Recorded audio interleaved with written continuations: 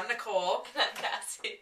And this week is part 2.0 of what we were talking about last time, which is slideshows.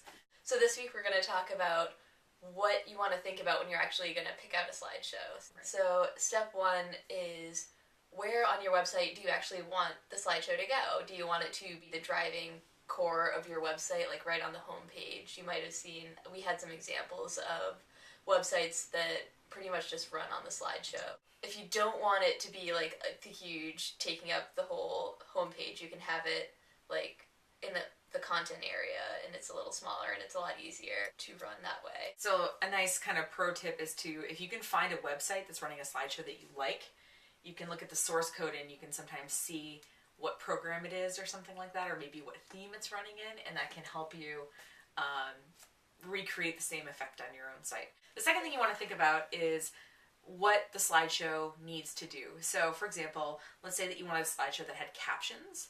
So some of them allow for captions. Some slideshow programs, some don't. So if you're looking at a potential slideshow and you are looking at examples on the demo website and you don't see any examples with captions, don't assume that they're easy to add, because it might not come with the program. Other things you might think about is having your slideshow be responsive.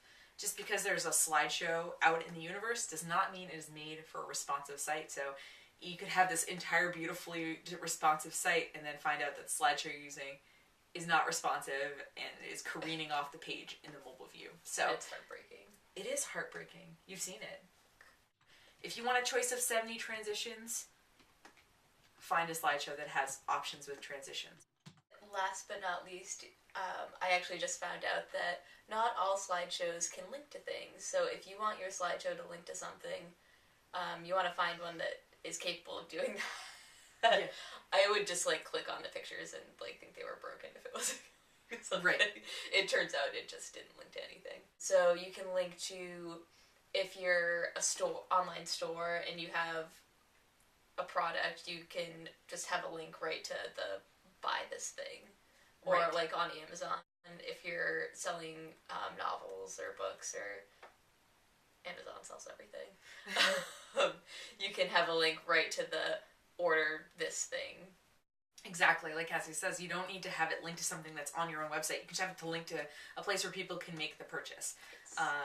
And if you're, some professions, this doesn't actually matter. Like if you're a wedding photographer, like, oh, Cassie, you looked beautiful in your wedding pictures, but I'm not going to buy them. I just need to see what your wedding photography looks like. And it's fine to just use an image-driven slideshow. So not all slideshows are created equal, even if they're built into what you think is an awesome theme. Slideshows, they're great, but put some thought into what you're using, because you might find yourself loving it initially and then being disappointed by it later.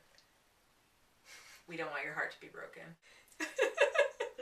by the slideshow anyway. If you have any other questions or comments or ideas for video for us, leave a comment on this video, send us an email, or visit our website, breakingevening.com. And we'll see you next week. Alright, see you next week. Bye. Happy slideshowing. Don't slow your load with too many slideshows. Slow your load. It does. It's like slowing your roll. Slow your load. I learned from the best. Don't slow your load with an unworthy slideshow.